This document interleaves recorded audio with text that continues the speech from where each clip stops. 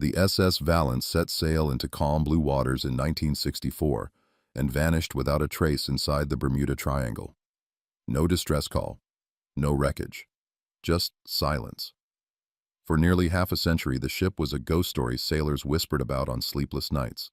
Then, in 2012, a cruise liner nearly collided with a rusted vessel drifting out of nowhere. Its name still visible, its decks untouched by time. Inside, they found dinner plates still set, chains bolted to the floor, and a single skeleton that didn't belong to the past.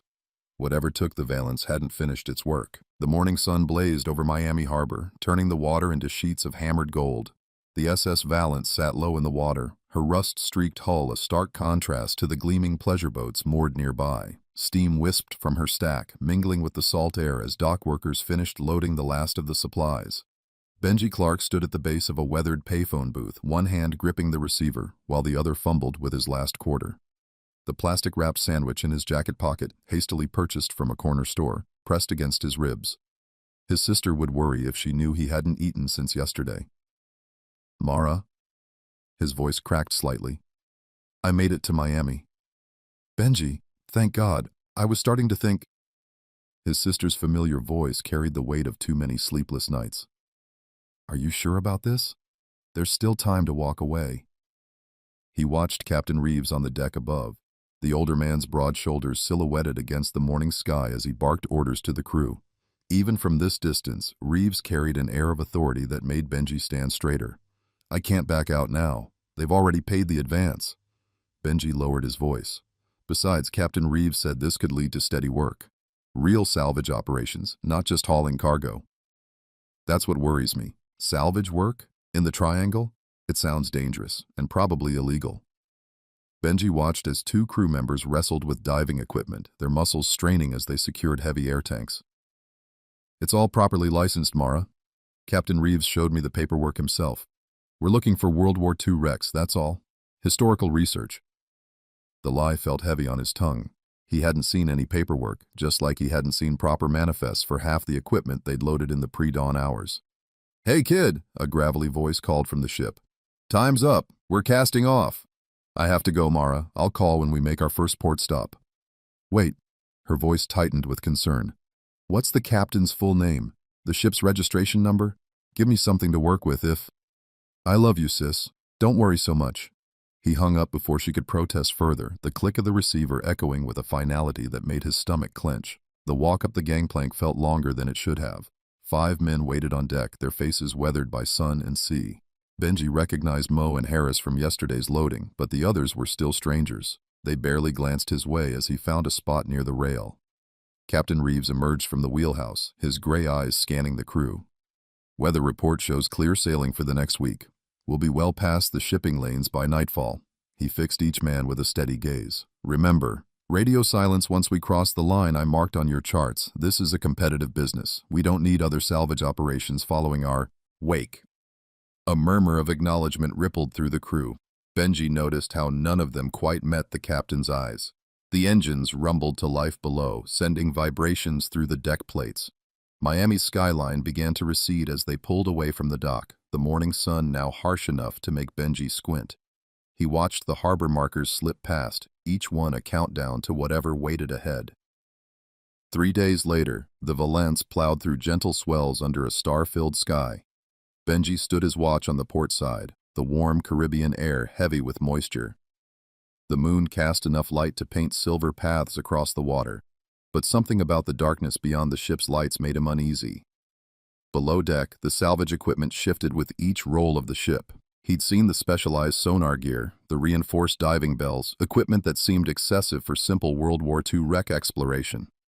But it was the locked container in the hold that bothered him most. The one Captain Reeves checked 3 times a day, always alone. "Beautiful night." The voice behind him made Benji jump. Captain Reeves stepped into the dim light, a thermos in his hand. "Coffee?" "Thank you, sir." Benji accepted the offered cup, grateful for its warmth. Reeves leaned against the rail, his face thoughtful. "First time this far out?" "Yes, sir. Never been past the coastal waters before." "The Triangle has a way of changing men." Reeves took a long drink from his own cup. "Some say it's cursed. Others call it a gateway." He smiled slightly at Benji's expression. "Don't worry, son. I've sailed these waters dozens of times. The only real danger out here is human nature." A muffled thump echoed from below decks. Reeves straightened, suddenly alert. "Sir?" Benji set his cup down. "What was that?" "Stay here." The captain's voice had lost its warmth. "That's an order." Benji watched him disappear below deck, counting the seconds until another sound broke the night. A crash, followed by voices raised in alarm. Without thinking, he ran for the stairs. The hold was a maze of shadows and stored equipment. Benji followed the sounds of struggle to the locked container, now with its door hanging open. Inside, flashlight beams danced across metal walls as several crew members wrestled with something. No, someone. "Hold him down." Mo's voice was strained. "Captain, we got him." Benji pressed himself against a stack of crates, heart pounding as the scene unfolded. In the chaos of limbs and shifting lights, he caught glimpses of a man he'd never seen before. Thin, wild-eyed, his clothes soaked with seawater. Captain Reeves stepped into the container, his movements deliberate. "I told you what would happen if you tried to surface again." His voice was cold, nearly unrecognizable. "The client was very specific about keeping you contained." The stranger's laugh was raw, desperate. "You don't understand what's down there. I've seen it. Watching. Waiting. It knows. We're here." "Sedate him," Reeves ordered. "Double the dose this time." Benji backed away, his mind struggling to process what he'd witnessed. He made it halfway up the stairs before someone grabbed his arm. "Going somewhere, kid?" Harris's breath was hot against his ear. "Captain wants to talk to you." The next hours passed in a blur of accusations and threats. Benji found himself locked in his cabin, the port window too small to escape through, the door secured from the outside. Through the thin walls he could hear arguments raging, something about a deep-sea research station, about millions in payoff money, about keeping secrets. Just before midnight, the ship's engines changed pitch. They were turning, moving deeper into the triangle's darkness. Benji pressed his ear to the door, straining to hear the conversations outside. A new sound cut through the night, a long, low tone that seemed to come from the water itself. The metal hull amplified it, making the whole ship vibrate in sympathy. Equipment crashed somewhere below as the crew scrambled to investigate. "All hands on deck!" Reeves's voice boomed through the corridors. "Now!" The door to Benji's cabin burst open. Harris stood there, pale-faced. "Captain wants everyone up top. Something's wrong with the instruments." On deck, chaos reigned. Every compass span uselessly. The radio crackled with static, and the depth finder showed impossible readings. Shallow one moment, abyssal the next. The warm air had turned surprisingly cold. "There," Mo pointed off the starboard bow. "Lights under the water." Benji ran to the rail. Far below the surface, something moved in the darkness, something that gleamed with its own pale radiance. As he watched, the lights seemed to rise, growing larger, more numerous. "What is that?" someone whispered. "What the hell is that?" The prisoner from the container appeared on deck, no longer struggling but moving with strange purpose. His eyes reflected the underwater lights as he pointed into the depths. "The watchman rises. He comes to claim what's his." Captain Reeves drew his pistol. "Get back below, all of you." But no one moved. They stood transfixed as the lights beneath the ship grew brighter, closer, illuminating shapes that denied description. The water around the valance began to churn. Benji ran for the radio room. His hands shook as he grabbed the mic, not caring who might hear. "Mayday, mayday! This is the SS Valance. We need immediate—" The lights surged upward, surrounding the ship in a corona of impossible colors. Through the radio room window, Benji saw crew members running, their shadows sharp against the otherworldly glow. Captain Reeves stood at the helm, gun forgotten at his feet, face frozen in an expression Benji had never seen before. Pure, primordial terror. The prisoner's voice carried across the deck, calm amid the madness. "He's not human." Static overwhelmed the radio. The ship's power flickered and died. And in the last moment, before darkness claimed everything, Benji saw something rise from the depths, something vast and ancient and aware. The message broke off. The Valance's signal disappeared from every tracking system in range. By the time search vessels reached her last known coordinates, they found only empty ocean under clear Caribbean skies. No wreckage, no oil slick, no sign that the ship or her crew had ever existed at all. Chapter 2. Echoes in the Water. The morning after the Valance's disappearance dawned bright and clear over Miami's Coast Guard station. Lieutenant Commander Sarah Harding stood before a wall of weather maps, her coffee growing cold as she traced the ship's last known coordinates for the third time. "No distress signals?" she asked again. Petty Officer Rodriguez shook his head. "Just that final garbled transmission, ma'am. 3 words, then nothing." The search began within hours. Coast Guard cutters sliced through calm seas while C-130 aircraft crisscrossed the search grid in precise patterns. The weather remained unusually cooperative. Clear skies, light winds, excellent visibility. Perfect conditions for finding a missing vessel, but they found nothing. By day 3, the operation had expanded to include Navy assets and civilian vessels. Divers explored nearby reefs while sonar equipment probed deeper waters. The search grid grew to 5,000 square miles, then 10,000, then 20,000. Still nothing.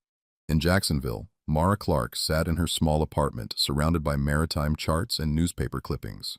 The phone hadn't stopped ringing since the Coast Guard notification. Reporters wanting statements, relatives offering sympathy, officials requesting information. She answered each call with the same steady voice, but her hands shook as she took notes. "Miss Clark?" The Coast Guard investigator's voice crackled through the receiver. "We'd like to go over your brother's last communication again." "I've told you everything," Mara said, touching the worn notebook where she'd written Benji's words. "He called from the dock in Miami. He seemed nervous." "About the mission specifically?" "About Captain Reeves. Benji said something felt off about the whole operation." There was a pause, the scratch of a pen. "And you didn't report these concerns?" "To whom?" "It was a legal salvage operation. Captain Reeves had permits, credentials." Mara's voice cracked slightly. "Benji needed the work." The investigation ground forward. Coast Guard officials interviewed dock workers, fuel suppliers, anyone who'd had contact with the Valance before departure. They built a timeline. June 9, 1964, 0600. The Valance takes on fuel and supplies. June 9, 1964, 0945. Final crew check-in, all hands present. June 9, 1964, 10:30. Departure from Miami Harbor. June 12, 1964, 23:17. Last radio transmission. June 13, 1964, 00:00. Ship disappears from radar tracking. "It doesn't make sense," Lieutenant Commander Harding said, studying the report. "No debris field, no oil slick.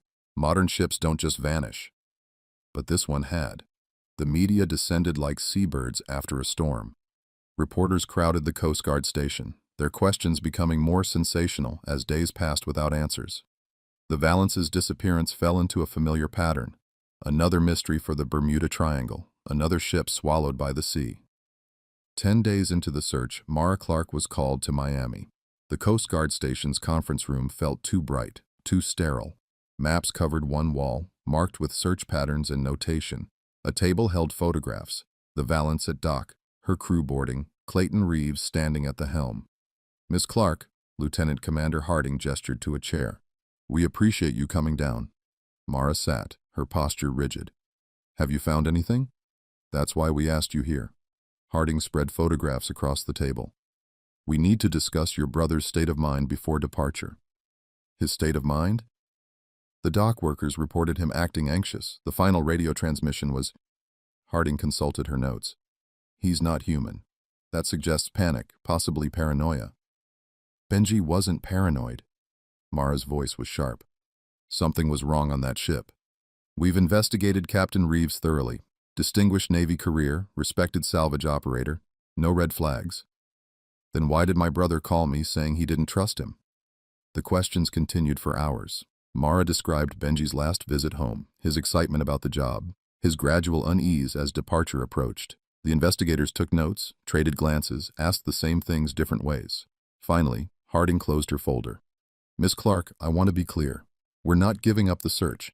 But given the circumstances, no debris, no distress call, clear weather, we have to consider all possibilities." "Including that my brother was crazy?" Mara stood, gathering her purse. "Thank you for your time, Commander." She walked out into Miami's heavy afternoon heat. The harbor stretched before her, blue and innocent in the sunshine. Somewhere out there, beyond the horizon, answers waited in the deep. 2 weeks after the disappearance, the official search was scaled back.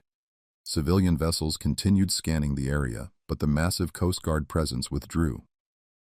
The media's attention drifted to newer stories. The preliminary report landed on Lieutenant Commander Harding's desk with the weight of failed promises. Incident report, SS Valence. Status, missing, presumed marine loss. Cause, unknown, possible mechanical failure.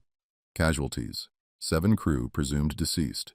Recommendations, case to remain open pending new evidence. Harding signed it, her pen pressing hard enough to tear the paper slightly. In her 15 years of service, she'd never seen a disappearance so complete, so inexplicable. In Jacksonville, Mara Clark began building her own investigation.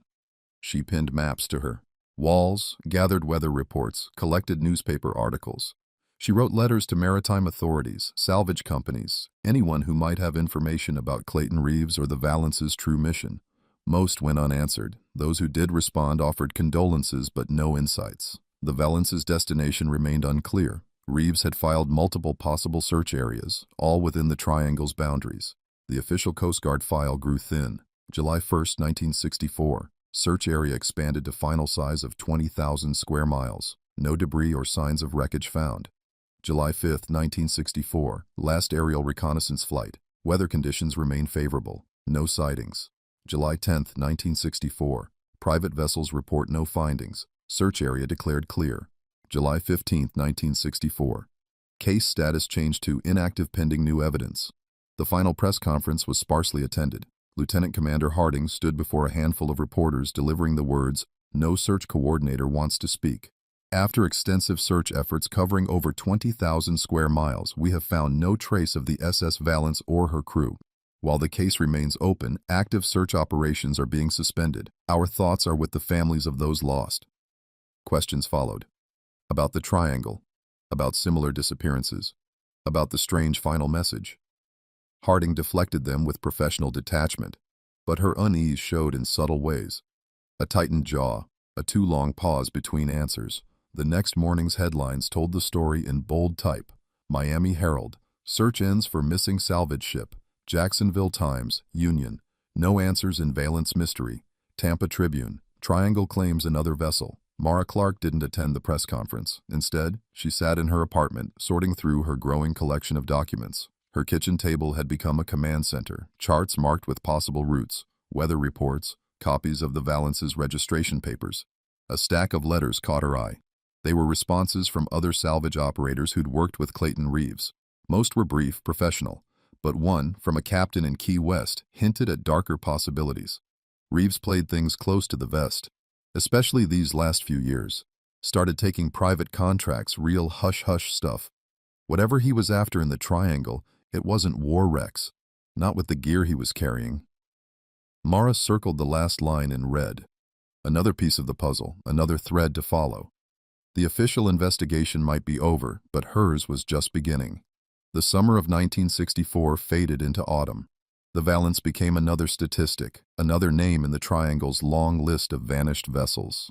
Clayton Reeves joined the ranks of lost captains, his reputation untarnished by questions never answered. But in a Jacksonville apartment, maps stayed pinned to walls. Letters continued going out. Notes filled notebooks. Mara Clark had made a promise to herself and to Benji. She would find the truth, no matter how long it took. The ocean kept its secrets. For now. Chapter 3. A Sister Left Behind. The late afternoon sun slanted through Mara's apartment windows as she unlocked her front door. The weight of the Coast Guard meeting hung heavy on her shoulders. A stack of unopened mail cluttered her small kitchen table, but she walked past it, heading straight for Benji's old room. She hadn't touched it since he left for the Valence.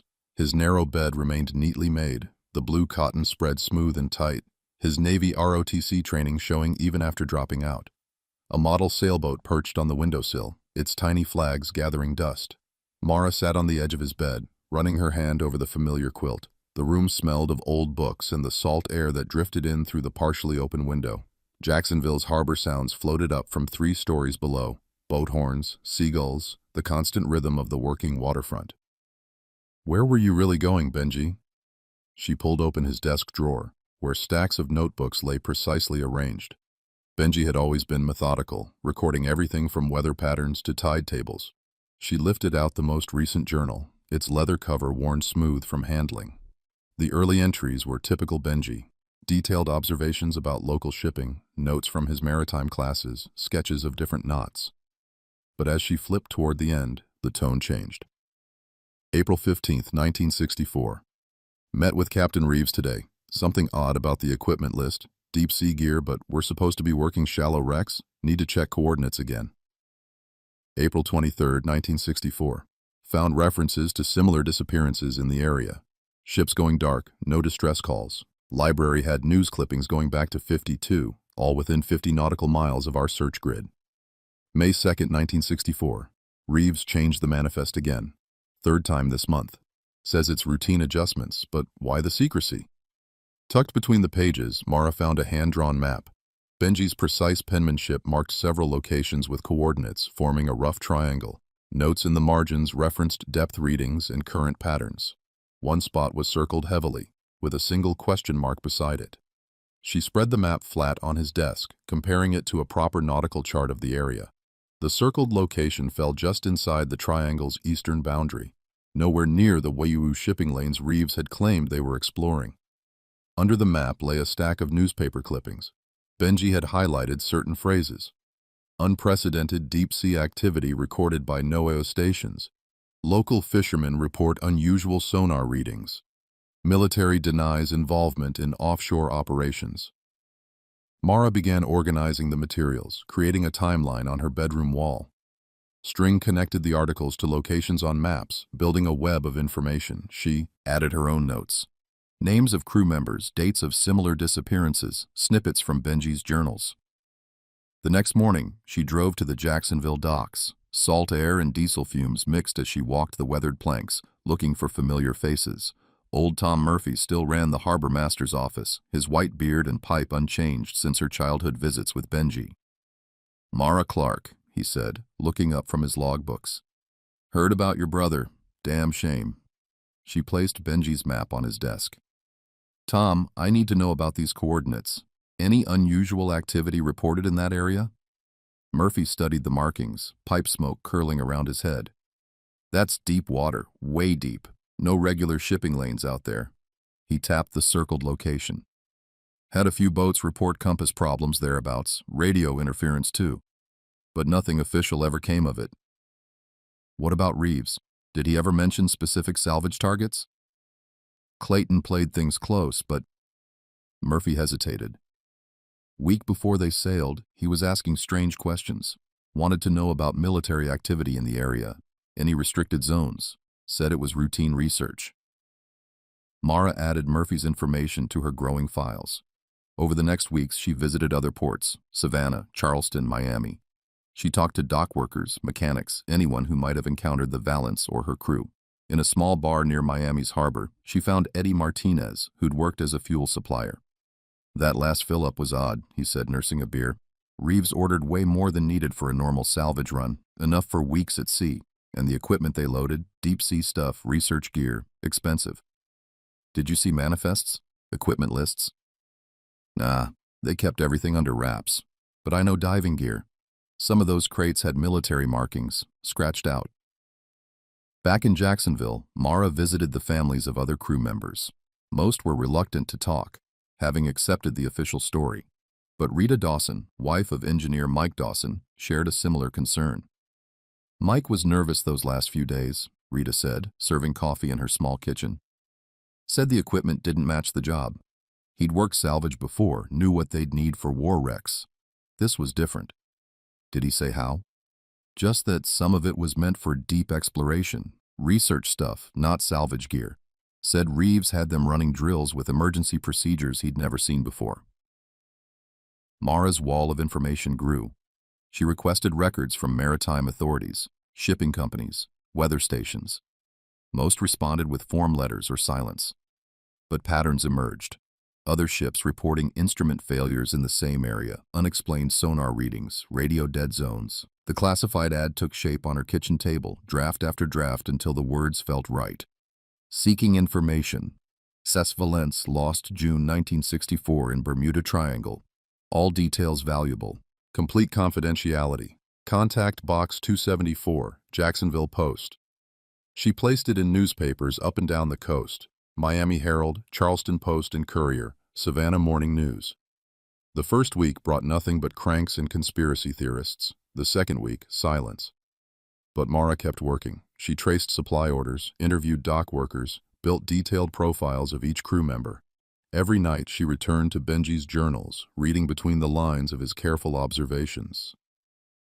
May 15, 1964. Check the new equipment today. Deep-sea cameras, advanced sonar, mining gear. Reeves won't say what it's for, says we'll know when we need to. May 20th, 1964. Found more patterns in the disappearances. Always the same area, always clear weather, always silence. No distress calls, no debris. The last entry, dated June 8th, the day before departure. Something's not right. Reeves is pushing too hard, too fast. The coordinates don't match any known wrecks. The gear doesn't make sense. But I need this job. Mara needs the money. Just have to keep my head down. Do the work. Whatever's out there, we'll find it soon enough. Mara stared at her brother's final words, written in his precise hand. The afternoon light faded, casting long shadows across the wall of maps and documents. Somewhere in this web of information, the truth waited. She just had to keep pulling threads until the pattern emerged. She placed another set of classified ads, expanded her network of contacts, and continued building her archive. The official investigation might be closed, but hers was just beginning. Benji's voice echoed in her mind, clear as the day he left. Something's not right. She would find out what. Chapter 4. Whispers and Theories. The theories started small. Whispers in waterfront bars, letters to newspaper editors, late-night radio speculations. By 1970, the Valance had joined the roster of Triangle Mysteries, filed alongside Flight 19 and the Mary Celeste. Mara tracked them all, filling manila folders with each new version of her brother's fate. The UFO enthusiasts claimed lights had been seen, hovering over those waters that June night. Soviet submarine specialists insisted the ship had been captured for its advanced sonar equipment. Religious groups spoke of divine judgment, while paranormal researchers proposed time slips and dimensional portals. She sat at her kitchen table one morning in 1972, sorting through the latest batch of clippings. The Miami Herald had run a feature on Triangle Mysteries, a decade of disappearances, with the Valance earning 3 paragraphs and a grainy photo. The article recycled the usual theories: storms, rogue waves, magnetic anomalies. Nothing she hadn't read 100 times before. But buried in the letters to the editor the following week, something caught her eye. A retired Navy communications officer questioned the official weather reports from that night. He cited meteorological data suggesting clear conditions. No storms, no freak waves. The letter was signed, Thomas Reed, former USN. Mara drove to the return address in Pensacola the next day. The small ranch house sat empty, mail overflowing the box. Neighbors said Reed had moved suddenly, no forwarding address. Another dead end. She began filing Freedom of Information Act requests in 1975. The first responses were predictable: pages of black marker, minimal information, standard denials. But she kept filing, varying her queries, cross-referencing dates and locations. In the spring of 1977, a thick envelope arrived from the Department of Defense. Most pages showed the usual redactions, but one document had survived the censor's pen. It was a partial radio transcript dated 3 days before the Valance disappeared. Station: Navcomsta, Key West. Date: 9 June 1964. Time: 0300 Est. Intercept: civilian vessel, redacted reporting unusual sonar contact. Location: 24DG-15 and 71DG-45. U-Notes: contact classified, refer to project, redacted. The coordinates matched Benji's circled location almost exactly. Mara expanded her research, requesting files from multiple agencies. The CIA responded with form letters. The Navy stonewalled. But the National Archives yielded scattered breadcrumbs: supply requisitions, personnel transfers, weather reports. She built a timeline on her living room wall, connecting documents with red string. In 1980, an envelope arrived with no return address. Inside, a single yellowed page, what appeared to be part of a military memo. Top secret. Eyes only. Project Watchman. Status: Asset Containment Ongoing Location, Grid 7B, Bermuda Triangle. Note: Civilian traffic to be diverted. All contacts classified. A phone number was scrawled in the margin. When Mara called, a man agreed to meet her at a diner in Jacksonville. She waited 4 hours. He never showed. The conspiracy theories grew wilder as the years passed. A 1982 paperback titled Triangle of Terror devoted a chapter to the Valance, claiming it had discovered underwater ruins of Atlantis. A documentary series suggested government experiments with Philadelphia experiment technology. Someone started a newsletter connecting disappearances to phases of the moon. Mara filed everything, but focused on verifiable facts. She tracked down former military personnel, merchant marines, anyone who'd worked those waters in '64. Most wouldn't talk. Those who did shared fragments, unusual radio interference, military vessels where they shouldn't be, areas suddenly declared off-limits. In 1983, she received another anonymous tip, a suggestion to investigate acoustic anomalies recorded by NOAA stations near the Valance's last position. The data showed something large moving at impossible depths. When she requested clarification, the files had been classified. The 20th anniversary approached like a gathering storm. News outlets ran retrospectives, recycling old photos and theories. Mara turned down interviews, ignored the renewed speculation. On June 12, 1984, she drove to Jacksonville Beach alone. The evening air hung heavy with salt and memory as she walked the shore. 20 years of searching had yielded more questions than answers. Project Watchman remained a whisper. The coordinates on Benji's map still held their secret, but she had learned to be patient, to sift truth from speculation. She sat in the sand as darkness fell, watching the horizon where the Valance had sailed into mystery. The waves whispered their eternal rhythm, offering no answers. But somewhere in the growing stack of documents, in the web of connections on her wall, the truth waited. She would keep searching, keep filing requests, keep pulling threads until the pattern emerged. A beach patrol officer approached, flashlight bobbing. "Ma'am, beach is closing."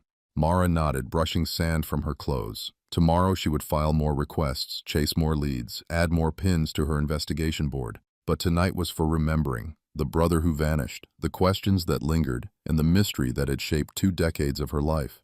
She placed a single white rose at the waterline and watched the tide carry it out to sea.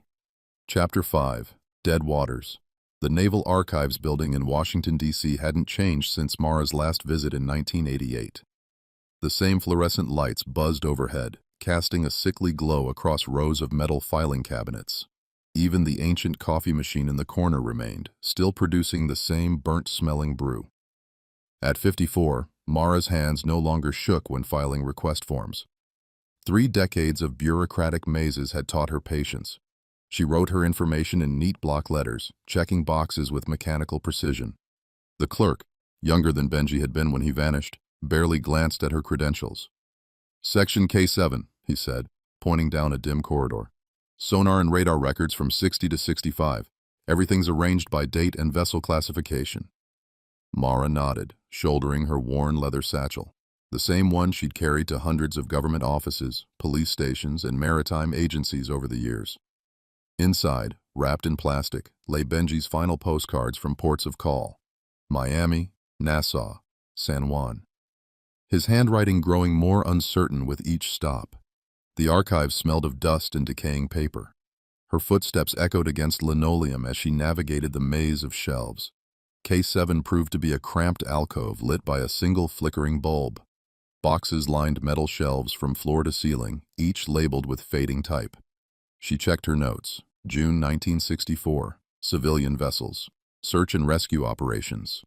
The first 3 boxes yielded nothing new. Standard patrol logs, weather reports, the same coordinates she'd memorized decades ago. But in the 4th box, buried beneath routine depth soundings, she found something different. The paper was yellow with age, but the printout was clear enough. A sonar sweep taken by the USS Kittiwake during the initial search. The date stamp read June 14, 1964, 2 days after the Valance disappeared. Mara's hands trembled as she held the paper to the light. The scan showed familiar seafloor topography until the bottom right corner. There, clearly visible, was an anomaly. A solid mass, roughly ship-sized, moving against the current at a depth of 600 feet. She checked the report attached. The object had been noted but dismissed as a possible school of fish or equipment malfunction. No follow-up scans were ordered. The kittiwake had moved on to another search grid, and the anomaly had vanished into bureaucratic obscurity. Mara sank into a metal folding chair, studying the ghostly image. In 30 years of searching, she'd never seen this scan. It had sat here, forgotten, while she chased dead ends across the country. The mass wasn't just drifting, it was moving with purpose, following a straight line away from the Valance's last known position. The depth reading was precise. 582 feet. Too deep for casual divers, but well within range of specialized equipment. She copied the coordinates into her notebook, hand steady now. The clerk didn't look up as she signed out, didn't notice the tremor in her voice as she thanked him. Outside, summer heat hit like a wall, but Mara felt cold inside. The drive home to Jacksonville took 7 hours. She barely noticed the miles passing, her mind replaying that sonar image. Something that size, moving that deliberately, should have warranted investigation, unless someone wanted it ignored. Night had fallen by the time she reached her beachfront cottage. The small house hadn't changed much since she'd inherited it from their parents. Benji's room remained untouched. Model ships still lined the shelves, star charts still tacked to walls. Mara set her satchel down and walked to the hall closet. Behind winter coats and old umbrellas sat a shoebox full of cassette tapes. Benji's voice, preserved in magnetic ribbon. She'd recorded their phone calls that last year, a habit born from missing him during his earlier sailing jobs. The old tape player still worked. She settled into her father's armchair as Benji's voice filled the room, younger than she sometimes remembered, still carrying that hint of childhood uncertainty. Port tomorrow. Reeves says we'll be gone 3 weeks, maybe 4. Something about special equipment coming aboard in Nassau. Another tape clicked into place. Weird atmosphere on the ship. The crew keeps to themselves. I tried asking about the cargo manifest, but no one will talk. The waves outside grew louder, slapping against the seawall with increasing force. Mara barely noticed, lost in her brother's voice. Saw something on the depth sounder last night. Reeves got real quiet when I mentioned it, said to forget about it, but... Thunder rolled in the distance. The wind picked up, rattling windows. The final tape, the one she'd played least, often. Benji's last call, hours before the Valance vanished. Mara, listen, I don't have much time. Something's wrong here. Reeves lied about everything. We're not hunting wrecks. There's equipment I've never seen before, and last night... Static crackled. Something down there. In the deep. I can hear it through the hull sometimes, like it's watching us. The ocean outside her window had grown violent. Waves crashed against the shore with unusual force, sending spray against the glass. The tide shouldn't be this high, this angry. Another tape clicked into place.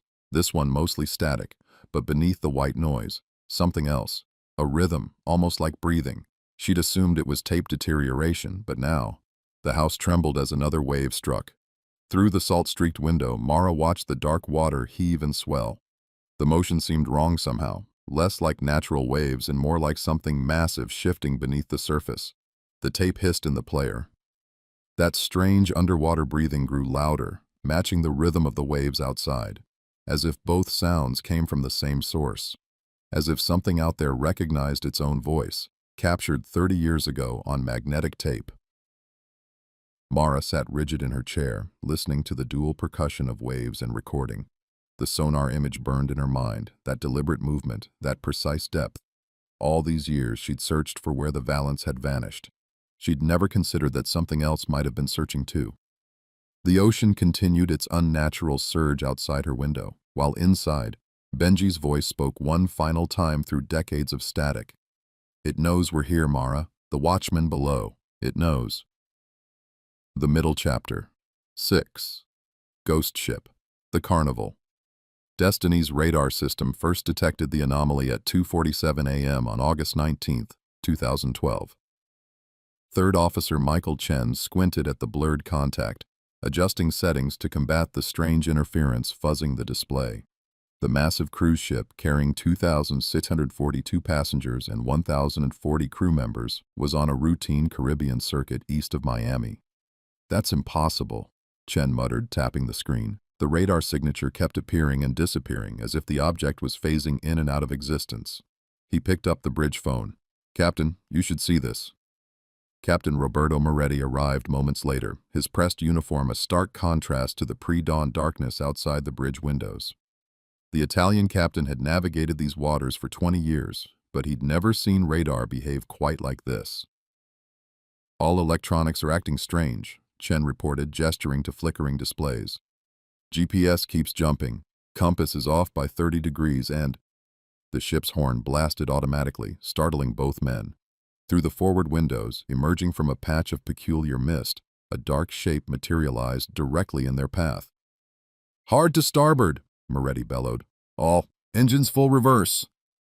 The Destiny's massive bulk responded sluggishly. At 19 stories tall and weighing over 100,000 tons, the cruise ship couldn't turn on a dime. They watched in horror as the mysterious vessel grew closer, illuminated by their forward lights. It was a ship, old, rusted, listing slightly to port, but somehow still afloat. The Destiny's bow missed it by less than 50 feet, creating a wake that rocked the derelict vessel like a toy in a bathtub. As they passed, both men caught sight of faded lettering on the hull.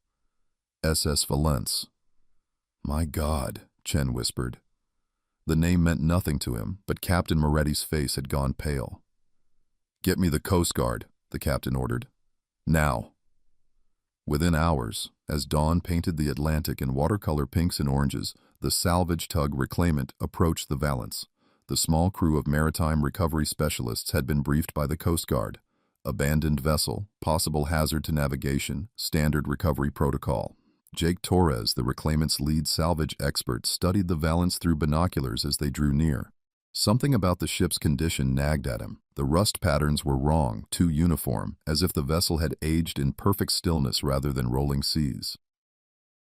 "She's been adrift a long time," his partner Sarah Mackenzie commented, checking her equipment. "But the hull seems intact, no obvious damage." Torres nodded, but kept his concerns to himself. 20 years of salvage work had taught him to trust his instincts, and every instinct was screaming that this wasn't a normal recovery. They pulled alongside, securing lines to the Valence's weathered cleats. The morning sun revealed more details. Empty lifeboats still in their davits, intact windows, even coils of rope still neatly stored on deck. It looked less like an abandoned ship and more like one that had been… paused. "Remember," Torres briefed his 4-person team, "we check for environmental hazards first. No one goes below deck until we clear the air quality. Standard procedure." They boarded via the port gangway, testing each step on the rust-streaked deck. Their boots left prints in a fine layer of reddish dust that covered everything. The air carried a metallic taste, like old pennies. "Main deck secure," Mackenzie reported, her voice tight. "No structural issues detected. Air quality normal." She paused. "But Jake, look at this." She pointed to a table bolted to the deck near the stern. Plates of food sat arranged as if for a meal, now reduced to unidentifiable masses of decay.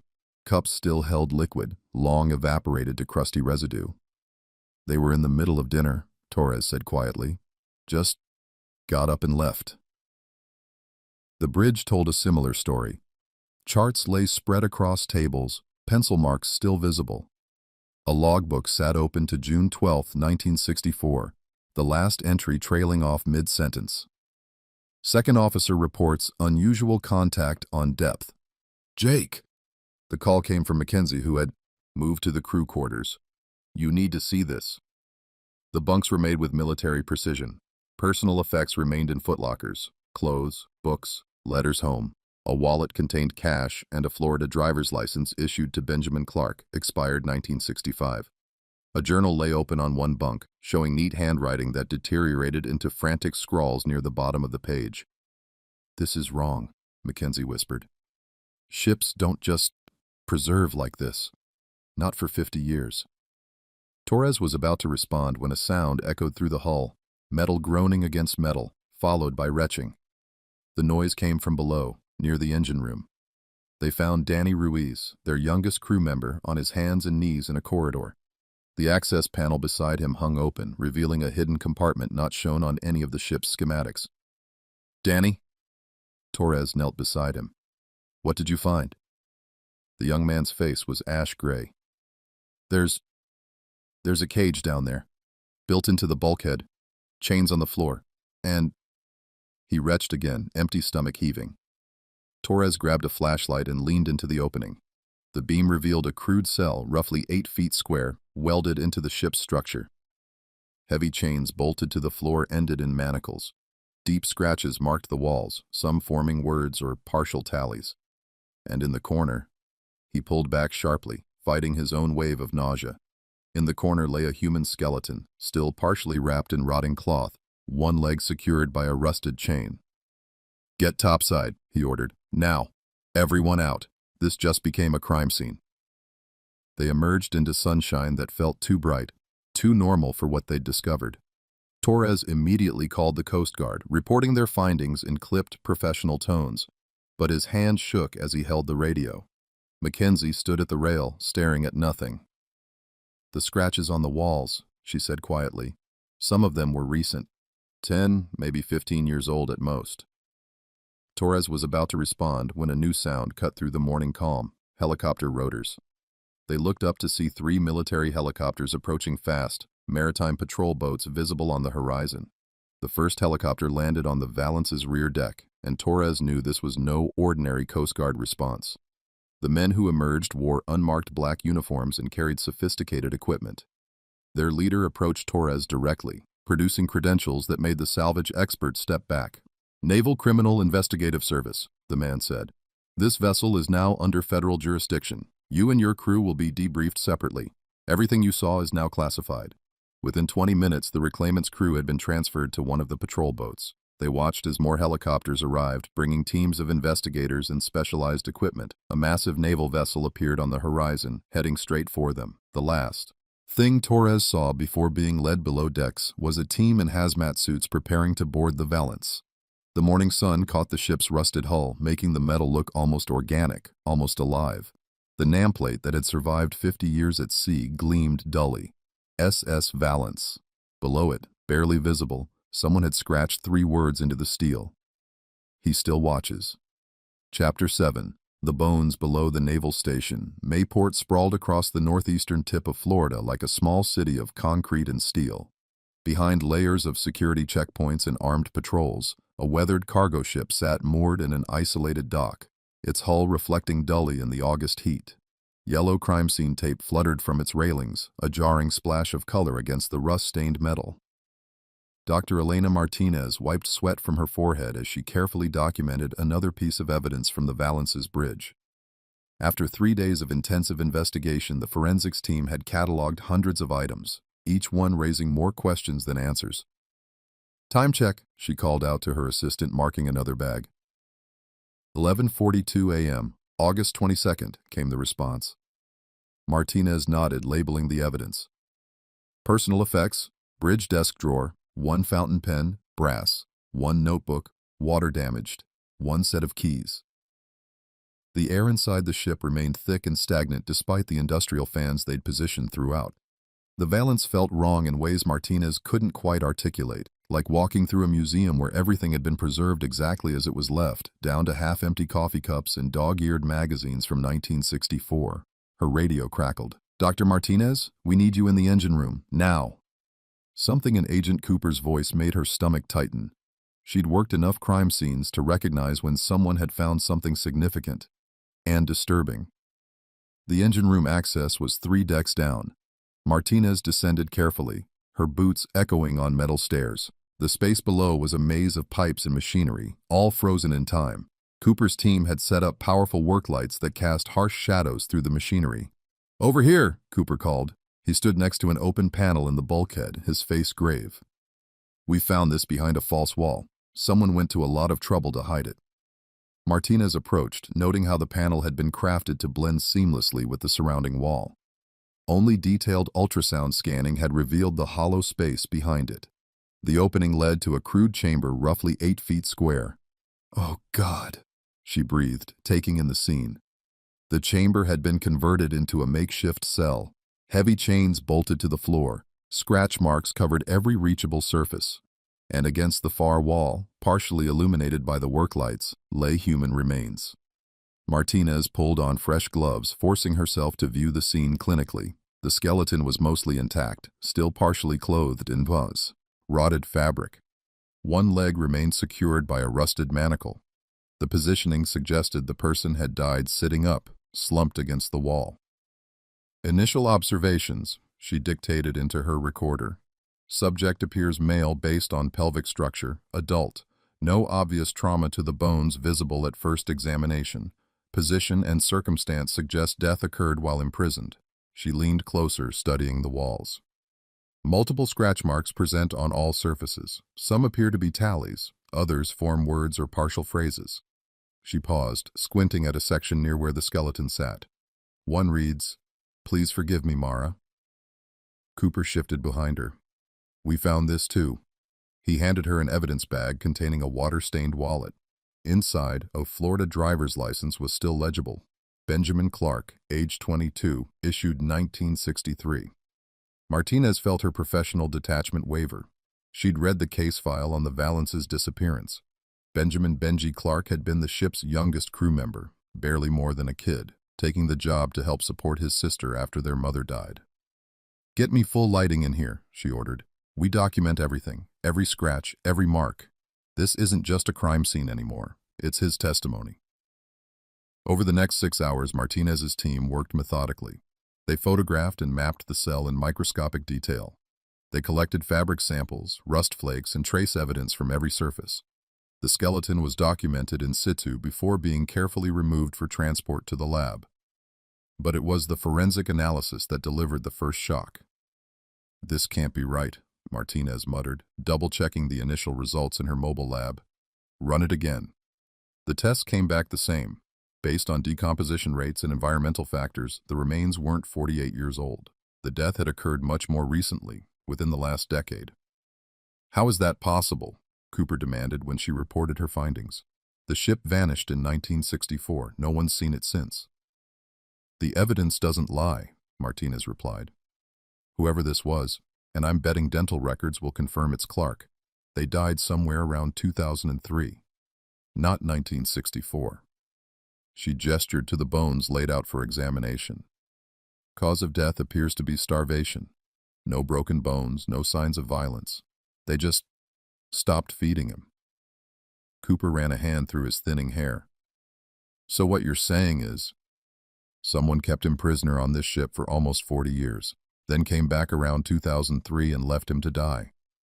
Martinez stripped off her gloves with sharp movements that betrayed her anger.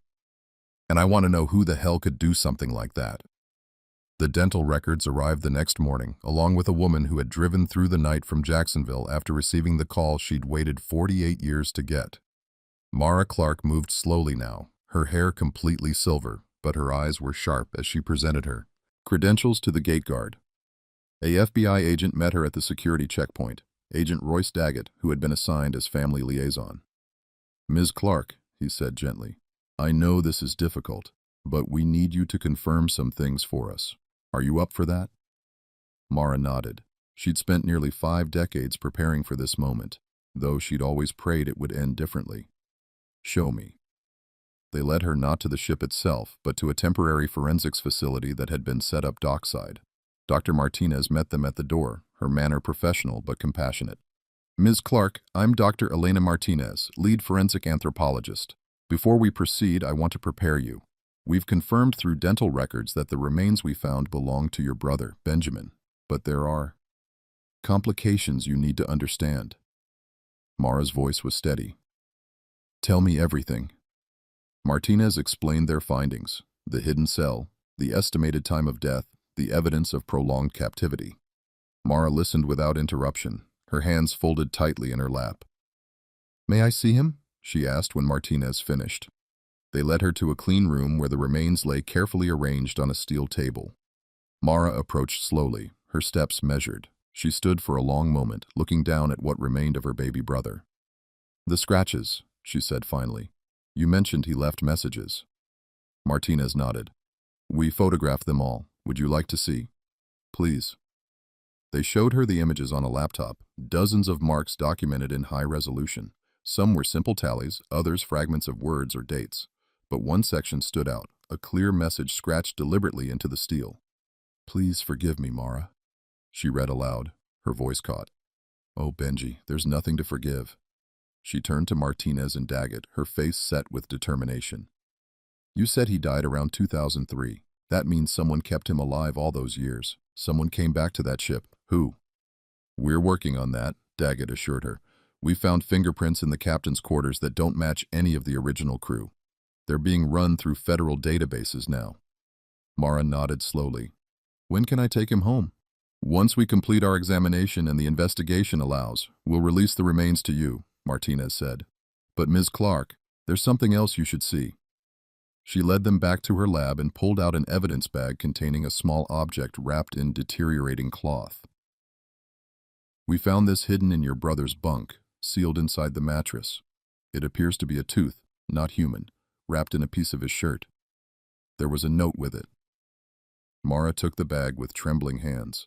The note was barely legible, written in what she instantly recognized as Benji's handwriting. The deep one is hungry. She looked up at the investigators, her eyes bright with unshed tears.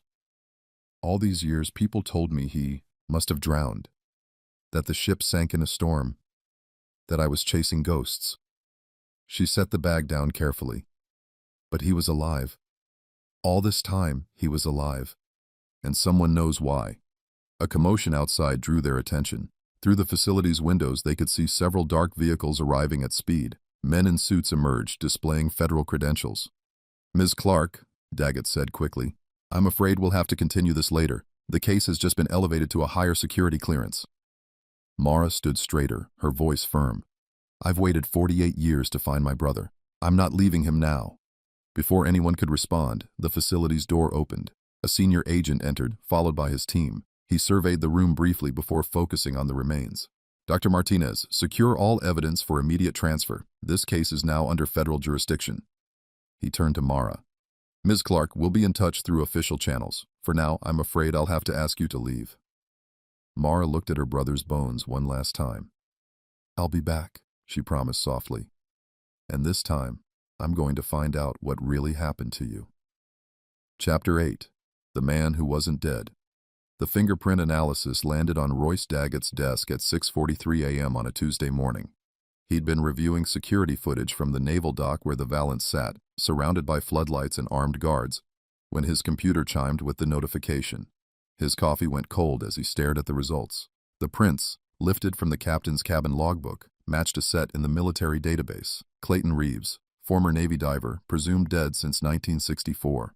The timestamp on the prints analysis suggested they were left sometime around 2003, the same period Benji Clark had died. Son of a bitch, Daggett muttered, reaching for his phone. Get me everything we have on Clayton Reeves. Military records, personal history, known associates, everything. Within hours, his office walls were covered with photographs and documents spanning 5 decades. Clayton Reeves stared back at him from a 1945 military portrait. Broad-shouldered, storm gray eyes, the kind of face that commanded respect. Citations for bravery in the Pacific Theater. Honorable discharge in 1947. Then the trail got murky. Salvage operations, rumors of black market dealings, connections to private collectors who paid well for discretion. Sir? Agent Chen appeared in his doorway.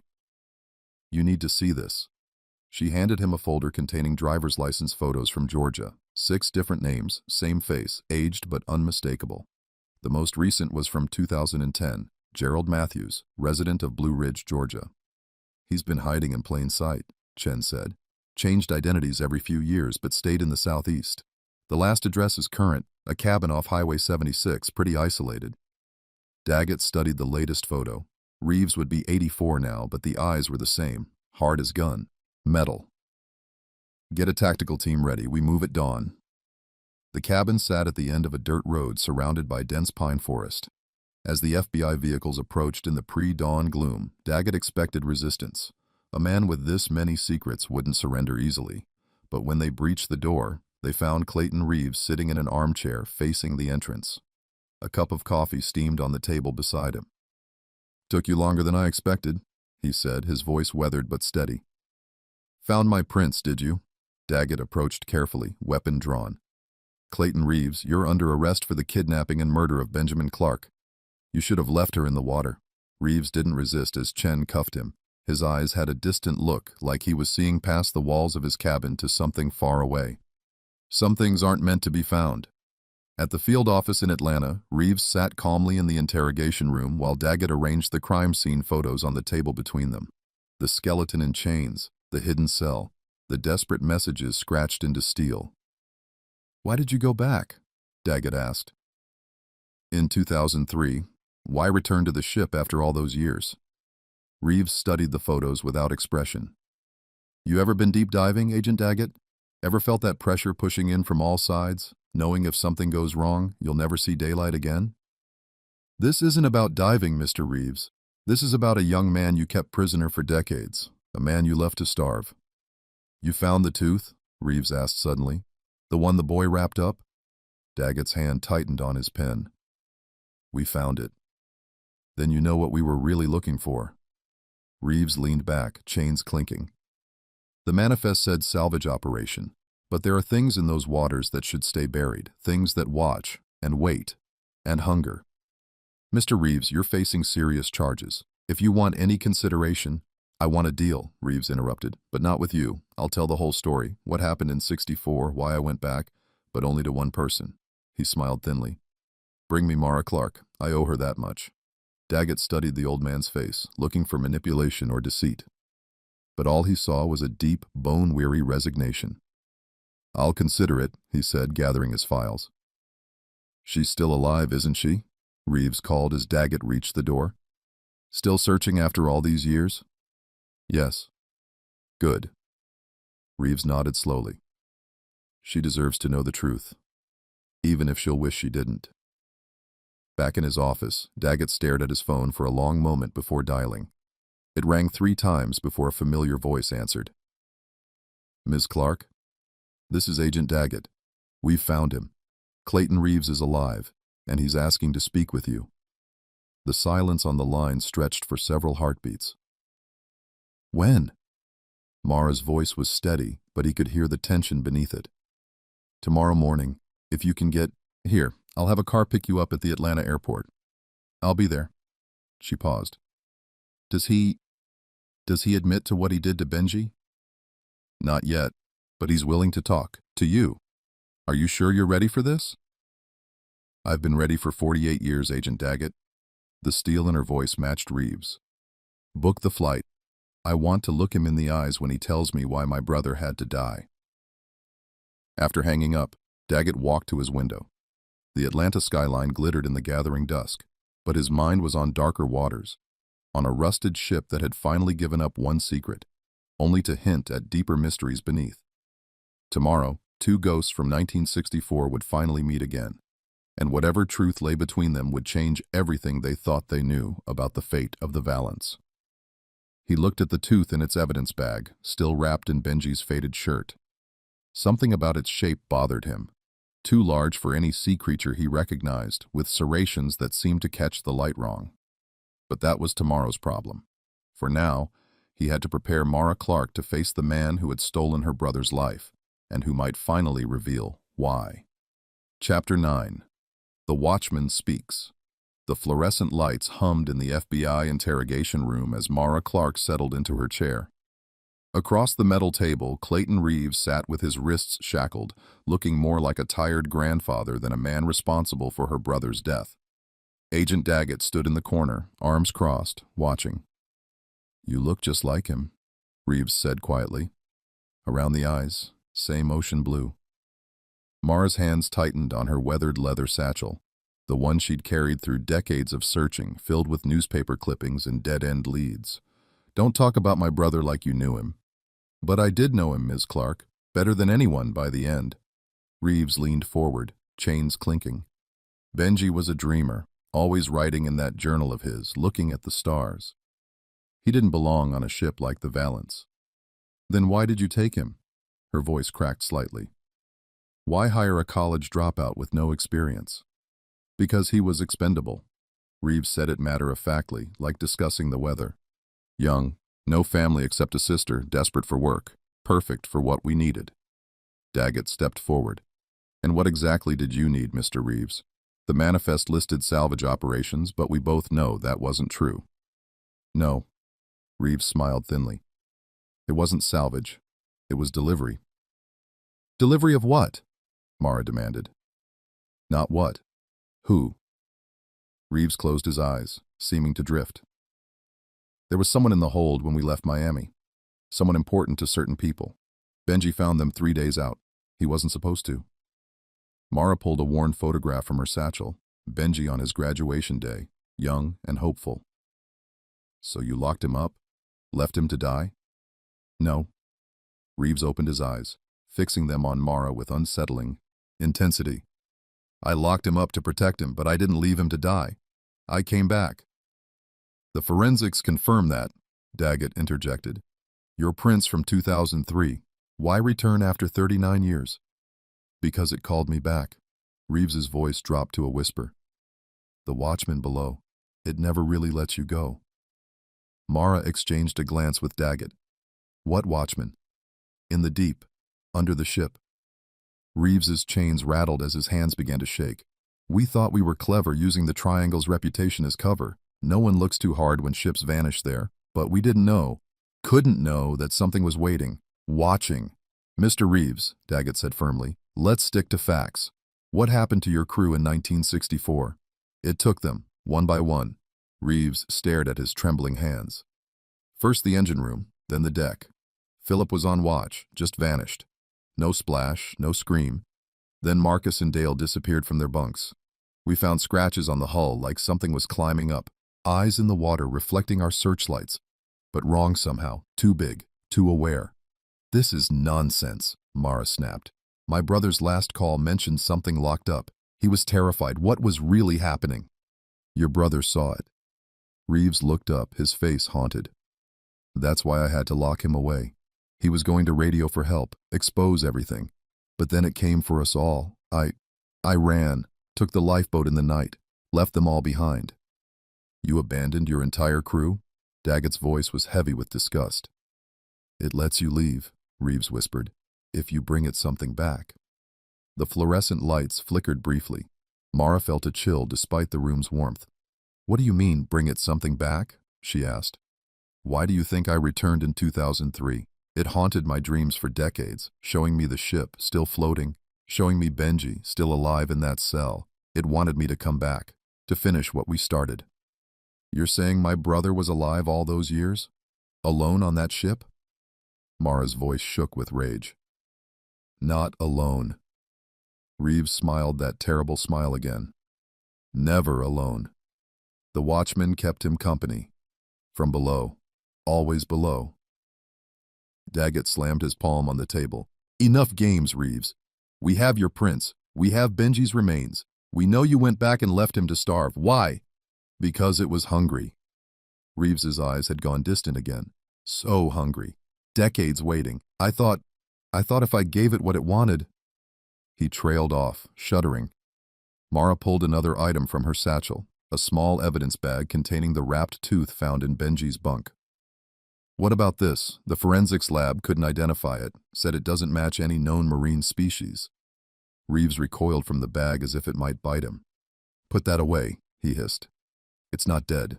Nothing from down there ever really dies.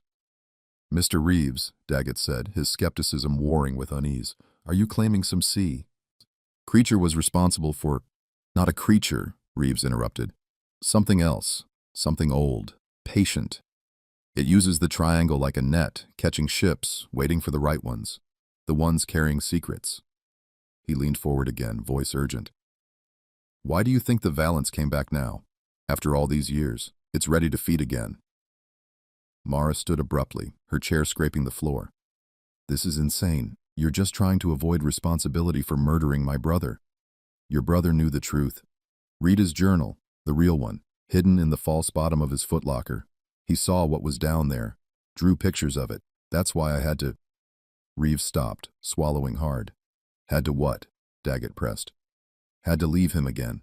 When I came back in 2003, he was different. Changed, his eyes. Like the ones in the water. He begged me to free him, but his voice— Reeves shook his head violently. Not his voice anymore. So I ran, again. Left him to starve before he could become like them. Better that way. Cleaner. Mara's hands were shaking now too. You're lying. Or insane. Check the logbook, Reeves said. The real one, in the hidden compartment behind my cabin wall. Check the sonar readings from June 15, 1964. You'll see it, the shape under the ship. Too big to be real, too deliberate to be natural. He slumped in his chair. It's still there, you know, waiting. The Valence is just its fishing line, and we're all just bait. Daggett stepped forward. That's enough for now. Ms. Clark, we should— One more question. Mara's voice was steel. The last call Benji made before you imprisoned him. He said Reeves lied. We're not after gold. What was the real mission? What were you actually delivering? Reeves looked at her for a long moment. Someone who made a deal with it. Someone who thought they could control it. He laughed bitterly. They forgot the most important thing about the deep, Ms. Clark. About the watchman below. And what's that? She whispered. It only makes deals it can break. Reeves closed his eyes again. And it's so very, very patient. The fluorescent lights hummed. Somewhere in the building, a door slammed. Daggett studied Reeves's face, trying to separate truth from delusion, manipulation from madness. The old man had confessed to imprisonment and abandonment, but his story suggested darker currents, impossible depths. Mara clutched her satchel, knuckles white. Agent Daggett, I'd like to see this hidden logbook he mentioned. We'll arrange it, Daggett said quietly. But Ms. Clark, are you sure you want to go deeper into this? She looked at Reeves, still sitting with his eyes closed, lips moving in silent prayer or remembrance. My brother waited 48 years to be found, she said. I owe him the whole truth, whatever it is. As they left the room, Reeves spoke one last time. It lets you leave if you bring it something back. Remember that, Ms. Clark. When you're on that ship, when you hear it calling from below. The door closed behind them with a final, heavy click. Chapter 10. The Deep One. The fluorescent lights in the Naval Archives flickered as Daggett spread aged documents across the metal table. Mara leaned forward, adjusting her reading glasses to study a yellowed folder stamped Project Watchman, Top Secret. Found these buried in Pentagon archives, Daggett said, his voice low despite the empty room. Took 3 federal judges to unseal them. Mara's fingers trembled as she opened the first page. 1962. Naval Intelligence Division. Psychological Warfare Research. Keep reading. Daggett pointed to a paragraph heavily marked with black ink. They were studying something in the triangle. Something that affected radio waves, compasses, even human minds. The document detailed a series of experiments conducted from a modified research vessel. Test subjects reported auditory hallucinations, temporal displacement, and presence sensations when exposed to certain deep-sea frequencies. They thought they could weaponize it, Daggett continued. Use whatever was down there against Soviet submarines, but then the research team vanished, Mara finished, scanning the incident report. Official story blamed equipment failure. Look at the coordinates. Daggett slid over a map marked with red X's. Every disappearance happened in the same 10-mile radius where the Valence went missing, Mara whispered. They worked through the night, piecing together fragments of a buried truth. Project Watchman hadn't just studied the anomaly, they'd tried to contain it, transport it, control it. Here, Mara held up a transmission log. 2 days before the Valence disappeared, a Navy destroyer tracked an unknown contact moving at impossible depths.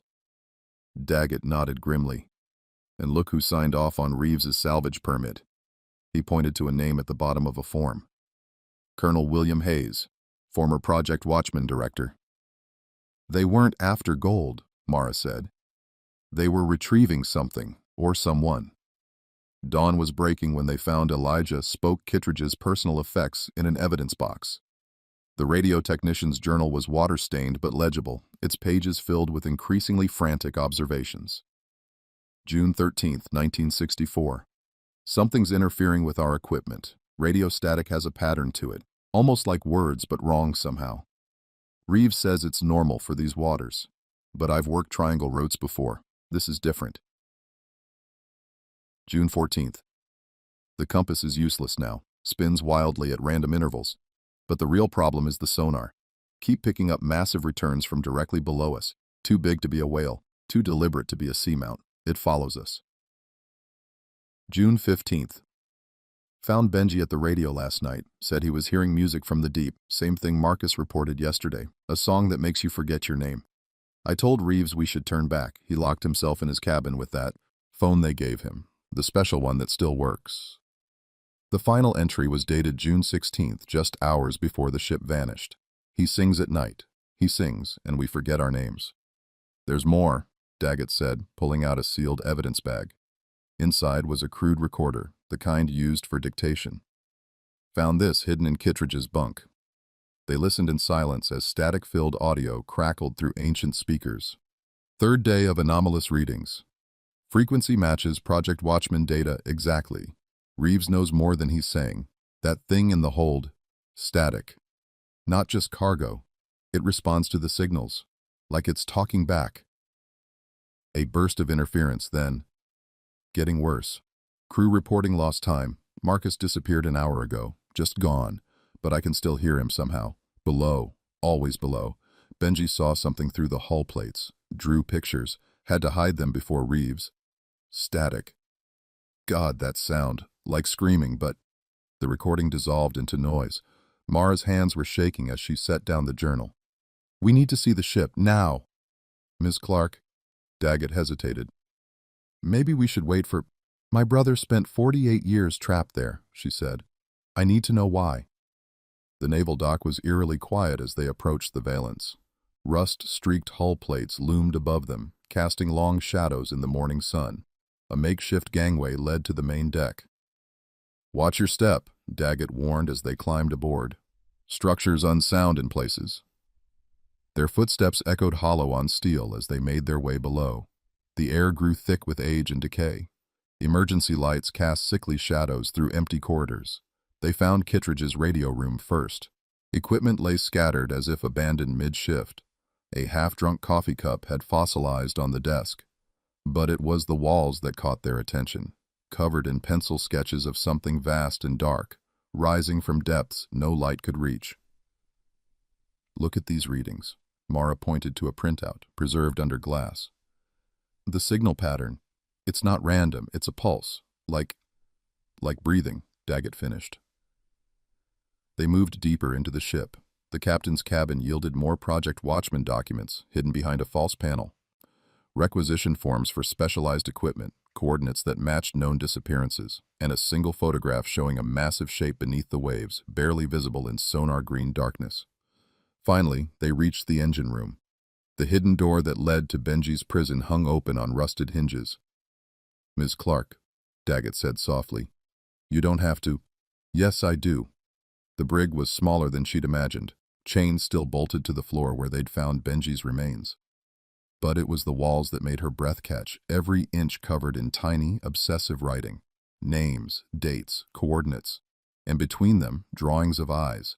Huge eyes, staring from impossible depths. In the corner where her brother died, a final message was scratched into steel. I remember my name, but I hear his song, always his song. Mara touched the words gently, tears falling. Oh, Benji, what did they do to you? A distant creak echoed through the ship. Somewhere above, metal groaned against metal, and far below, in darkness deeper than night, something vast and patient continued its endless watch. The end, chapter 11, Through His Eyes. Mara's fingers traced the wall's etchings, following her brother's desperate chronicles until they led to a loose panel near the floor. The metal flexed under her touch. Agent Daggett, she called, voice tight. There's something here. Daggett crouched beside her, shining his flashlight into the gap. Looks intentionally pried back. Recently, too. The edges aren't as rusted. Together, they worked the panel free. Behind it lay a small cavity, and within, wrapped in what looked like a torn piece of shirt, was a mason jar, its metal lid spotted with corrosion. Mara's hands shook as she lifted it out. The cloth fell away, revealing clouded glass containing something small and white. Is that... Daggett leaned closer. A tooth. Mara's voice cracked. Benji's baby tooth. I remember when it fell out. He was 6. Tried to convince me the tooth fairy would bring him a puppy. She turned the jar gently, and a piece of paper fluttered from its bottom, yellowed and fragile. Daggett carefully unfolded it, holding it under the flashlight. The handwriting was childlike, unsteady. The deep one is hungry. There's more, Mara said, pulling a small notebook from behind the panel. The cover was water-stained, but Benji's name was still visible in faded ink. They sat on the cold steel floor, the jar between them, as Mara opened to the first entry. June 17th, 1964, I think. Reeves locked me in here after I saw what was in the hold, said I was hysterical, dangerous to the mission. But I know what I saw, the way it moved behind the glass. Those eyes. God, those eyes. The others are gone now. I hear Reeves sometimes pacing above, talking on that special phone, saying he can't control it anymore. The song is getting louder. The next entry was dated several days later. Can't sleep. The dreams come every time I close my eyes. I'm underwater, but I can breathe. Something vast moves in the darkness below. It knows my name, calls to me in a voice like crushing depths. Reeves brings food sometimes, won't look at me, says we're waiting for extraction. But I see his face. He's terrified. Daggett checked his notebook. Coast Guard reported the first distress call on June 16th. But these entries continue well past that. Mara turned the page. July. The ship feels different. Empty. Reeves is gone, left in the night. I heard the lifeboat launch. Coward. But I'm not alone. I feel it watching. Rising. The song fills my head until I forget who I am. Sometimes I wake up wet with salt water, but I never leave this room. How? Is that possible? The entries became more scattered, the writing increasingly erratic. Time doesn't work right anymore. The walls breathe. I see impossible things through the hull, cities under the sea, lit by light that isn't light. They speak to me, show me things. The truth about the deep places, about what Reeves and his masters were really hunting. I should be dead by now. No food for weeks, months. But I'm not hungry. The song feeds me somehow, changes me. Daggett pulled out his phone, checking timestamps. The forensics don't lie. These minerals in the bones, the decay rate. Benji was alive at least until 2003. Almost 40 years, Mara whispered. Trapped here all that time. The later entries filled dozens of pages, each more haunting than the last. The deep one says I'm ready. Ready to learn what they learned in the project. About the spaces between moments, where time flows like water. I understand now why they wanted to weaponize it. The power here. It's older than nations, than humanity. But it can't be controlled. They never understood that. Look at this. Daggett pointed to an entry dated 2003. This is when Reeves came back. Footsteps above. First time in years. A voice I almost remember. Reeves, older now, gray. He stands in the doorway staring. I show him what I've become. What his master's arrogance created. He runs. The coward flees again, leaves the hatch open this time. But I can't leave. Not yet. The deep one isn't finished with me. The final entry was barely legible, the words pressed deep into the paper. The change is almost complete. I dream with open eyes now. Breathe water like air. Mara, if you find this, I'm sorry. I held on to your memory as long as I could. Kept my baby tooth to remember who I was. But the song, it fills everything now. The deep one is hungry, and I am its voice. Daggett was silent for a long moment. The timeline matches. Reeves returned in 2003, found Benji still alive, and left him again. Mara finished, her voice hard. To starve, to change, to become whatever this place wanted him to be. She held the jar with the tooth, this last piece of her brother's humanity. But why? Why did Reeves come back after all those years? Daggett flipped through his notes. There was a series of disappearances in 2003, ships vanishing in the same area. The Navy reopened Project Watchman files. Maybe they sent Reeves to check. He stopped as a low vibration hummed through the hull. Above them, metal groaned, a sound like whales singing through steel. Mara clutched the jar tighter. In the beam of Daggett's flashlight, the walls seemed to ripple, decades of Benji's writings flowing like water. And somewhere, far below, something vast and patient stirred in ancient dreams. The words on the walls took on new meaning now, not the ravings of a dying man, but a record of metamorphosis, of a transformation that began in 1964 and ended here, in this makeshift prison, with a choice between death and becoming something else entirely. Mara traced her fingers over her brother's final messages, feeling the depth of the grooves. He wanted us to find this, to understand. Understand what? Daggett asked softly. That the hungry deep isn't just out there. She held up the jar with its small white tooth, this last proof of Benji Clark, the boy who went to sea and never came home. It's in here too, in all the dark places we create, in every prison we build to hold our secrets. The ship creaked around them, steel plates flexing like gills, and in the corner where Benji spent his final human days, salt water beaded on the walls, seeping in from somewhere far below, where ancient songs still echoed through the deep. Chapter 12. A Bargain Made. The interrogation room at Miami's Federal Building felt too small for the weight of its secrets. Reeves sat hunched at the metal table, his weathered hands folded like broken wings. The fluorescent lights carved deep shadows in his face, making him look ancient, a relic washed up from some darker age. Mara watched through the two-way mirror, her brother's journal clutched to her chest. Beside her, Daggett adjusted his tie, jaw tight. "Ready?" he asked. She nodded. "I need to hear it. All of it." Inside, Reeves didn't look up as they entered. His orange jumpsuit seemed too bright against his paper-white skin. Up close, Mara could see how his hands trembled. Not from age, but something deeper. Fear, maybe, or memory. "Let's talk about 2003, Daggett said, laying out photographs from the ship. "Your fingerprints are fresh in the captain's quarters, on the radio controls, the hatch to the brig." He paused on the last image, chains against rust-stained steel. "You went back." Reeves's eyes flickered to the photos, then away. "Had to. Why?" "Gold." The word came out like a confession. "Spanish, 1700s. Found it 2 weeks before everything went wrong. Hid it in a compartment below the radio room. Thought I could go back once things settled. Once it was safe." "Safe from what?" Mara's voice cracked like a whip. Reeves flinched. "The sea was wrong by then. Changed, like it was waiting."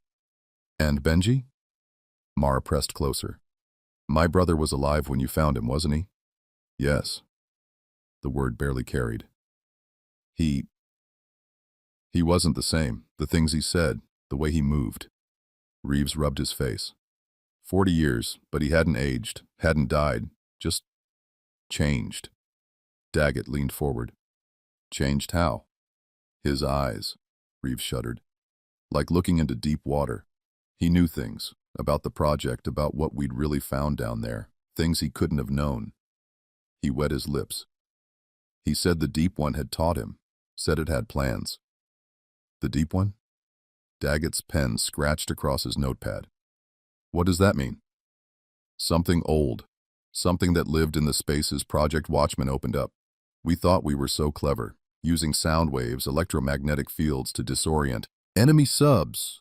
But we drilled too deep, woke something up." Mara slammed Benji's journal on the table. "And you left him there, again, with whatever this thing was." "You don't understand." Reeves's voice shook. "The ocean. It wanted something in exchange, for letting me go the first time, for keeping me alive all those years. It wanted payment. So you gave it my brother?" "I was afraid." The words burst out of him. The gold was still there, untouched, the ship exactly as I'd left it. 40 years, but nothing had rotted, nothing had changed. Except him. Reeves gripped the table's edge. "He offered to show me what he'd become, what the Deep One had made him. I ran. Left the hatch open, but he couldn't leave," Mara finished. "That's what his last entry said. The thing below wasn't finished with him." "The ocean provides," Reeves whispered, "but it also collects. I thought if I gave it what it wanted." He trailed off, lost in the horror of memory. Daggett's voice was ice. "You left an innocent man to starve, to die alone in a cage you built." "No." Reeves shook his head. "No, he wasn't innocent by then, and he didn't die, not really. The changes were too deep.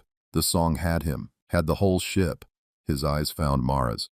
"I heard him, while I gathered the gold, singing back to it, like whale song, but wrong. Human throat shouldn't make sounds like that." Mara stepped closer, her shadow falling across him. You didn't survive, she said softly. You just postponed the reckoning.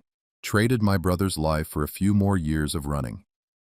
The charges, Daggett cut in, clinical and cold, will include false imprisonment, abandonment resulting in death, and criminal negligence. Given the timeline and premeditation. Charges, Reeves laughed, a hollow sound. You still don't see, do you? Laws don't matter anymore, not with what's coming, what's already here. He looked at his hands. I feel it now, in my bones, in my blood. The song never really leaves you. We're done here. Daggett stood, gathering his files. Officers will transfer you back to holding. But Mara wasn't finished. She leaned close to Reeves, her voice barely a whisper. I hope you hear it every night. I hope it fills your dreams until you forget your own name, just like he did. And when the deep one finally comes to collect its debt, she straightened, older sister's steel in her spine. I hope you remember his face. The boy you killed twice. Reeves said nothing as they left, but his hands kept trembling, keeping time to some distant, terrible rhythm only he could hear. In the hallway, Daggett loosened his tie. We'll get him on multiple counts. Between the forensics and his confession, it won't matter.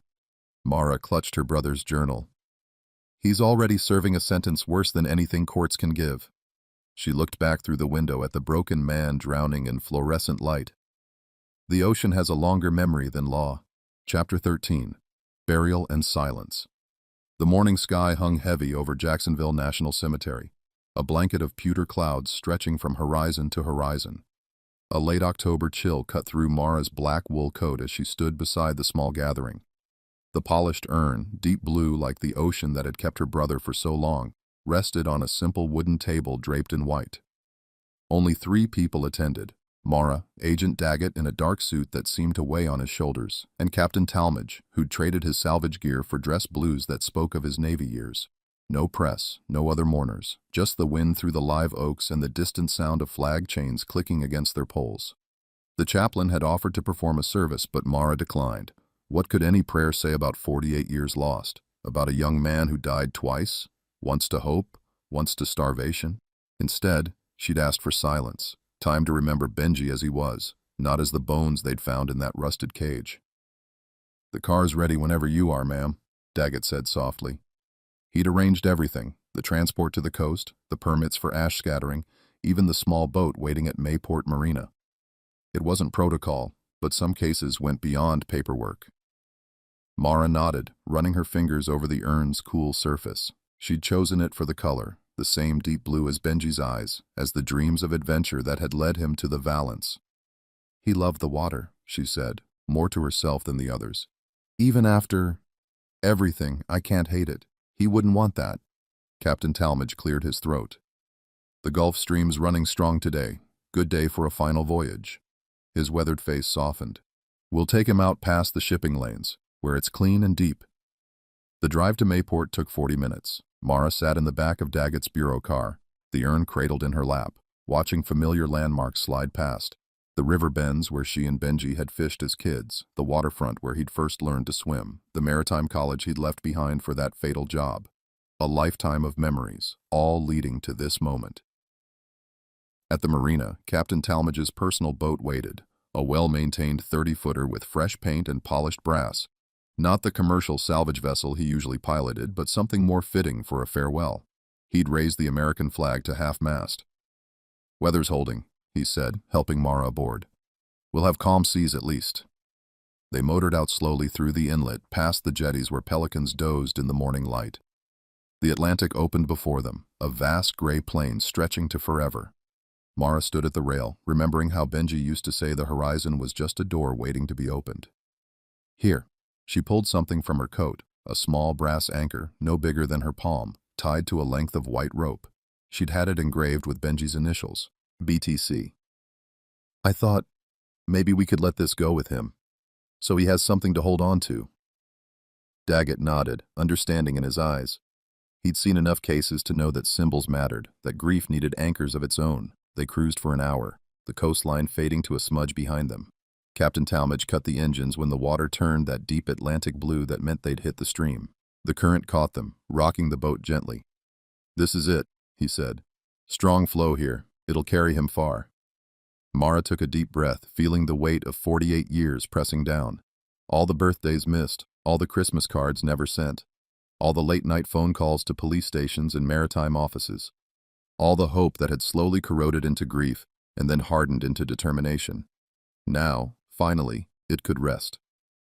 "Would you like us to step away?" Daggett asked quietly. "No." She managed a small smile. "You're part of this now. You helped bring him home." With trembling fingers, she opened the urn. The ashes caught the wind immediately, gray and white specks dancing in the salt air before settling on the water. They spread in a widening circle, like ripples in time itself. "Goodbye, little brother," she whispered. "I'm sorry it took so long to find you." The brass anchor felt heavy in her hands. The white rope coiled around it like a question mark, like all the mysteries that would never be fully answered. Why had Reeves really returned? What had Benji seen in those long years alone? What sang to him in the deep? But some questions weren't meant to be answered. Some doors needed to stay closed. With a quiet splash, she let the anchor fall. The rope played out through her fingers, 1 foot, 2, 10, until it reached its end. For a moment, she held that last link to her brother, feeling the current's pull. Then, like a surgeon cutting a suture, she took out the small knife she'd brought and severed the rope. The anchor disappeared beneath the surface, carrying Benji's initials down into the blue. Not a prison this time, but a choice, a release. Mara stood at the rail long after the last ripples faded, her empty hands resting on the warm metal. The wind had picked up, carrying the scent of salt and distant rain. Behind her, Daggett and Captain Talmadge waited in respectful silence. Finally, she turned away from the water. "Take us home, Captain." The engines rumbled to life and the boat swung north toward shore. Mara watched the spot where the ashes had scattered slowly disappear behind them. There would be paperwork waiting, death certificates to file, accounts to close, a lifetime of searching to officially end. But for now, there was just the wind, the waves, and the knowledge that Benji was free. In her pocket, she touched the small piece of rope she'd kept, not as a tether this time, but as a reminder. Of the brother who'd loved the sea, of the sister who never stopped looking, of the truth that sometimes, letting go was the greatest act of love. The coastline grew larger, familiar buildings taking shape through the haze. Mara Clark stood at the rail, feeling lighter than she had in 48 years. Behind her, the Gulf Stream flowed on, carrying its secrets toward distant horizons. Chapter 14. The Vanishing Again. The fluorescent lights hummed in the small security office as Agent Royce Daggett leaned closer to the monitor, his coffee going cold beside the keyboard. The timestamp in the corner read 3:16 a.m., November 12, 2012. On screen, the SS Valence sat motionless at the secured naval dock, its rusted hull reflecting the sodium lights that lined the pier. "Play it again," he said, rubbing his tired eyes. The young security officer, Peters, nodded and clicked the timeline back 1 minute. "That's the 5th time, sir. It doesn't change." "Humor me." The footage rolled forward. At first glance, nothing seemed unusual, just another quiet night at Naval Station Mayport. The Valence's dark silhouette loomed against the star-speckled sky, secured by thick mooring lines and under constant surveillance. 2 armed guards patrolled the perimeter, their routes intersecting every 15 minutes. Then, at 3:16:42, the first anomaly appeared.